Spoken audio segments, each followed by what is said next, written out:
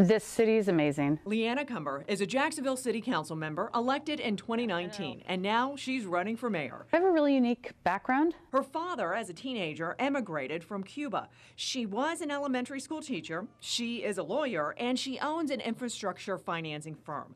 Cumber wants to address basic infrastructure issues in Jacksonville that she says are really quality of life issues. When you go out of your house or you're driving your car and you run into the potholes, you have sidewalks that are broken, you have streetlights that don't work. To pay for it, she would redirect the hundreds of millions of dollars from the Skyway to the basic infrastructure needs.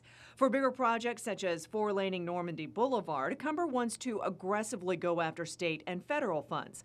She says Jacksonville's biggest problem is crime. Cumber says the sheriff's office should get the resources it needs, and we need to start looking at crime in a more proactive way. For that, she points to her work on the city council to shut down illegal gambling cafes and raise the stripping age from 18 to 21. Cumber also says fighting crime needs to include better infrastructure and improved literacy rates. Now, about those negative ads. Who is the real Leanna Cumber? She and opponent Daniel Davis both have ads attacking each other. She says his ads ran first. I've been working in domestic violence my whole life, and it's the worst thing to say to a woman who's being assaulted and attacked to just take it and be positive. So unfortunately, you know, it was not the way we were going to run the campaign, but we were given no choice. Cumber is also under investigation by the city council for not disclosing her husband's role in the JEA sale process. What they're doing in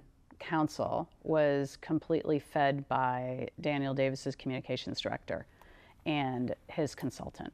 So it is a complete weaponization of government. My colleagues know it. Cumber says she did nothing wrong, that her husband was not deeply involved in the JEA bidding process.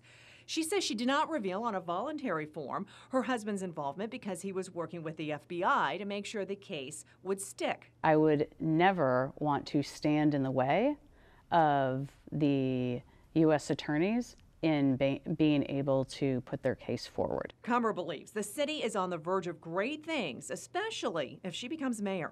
We really need to have someone run this city who understands business, has been in business. Jessica Clark, First Coast News, on your side.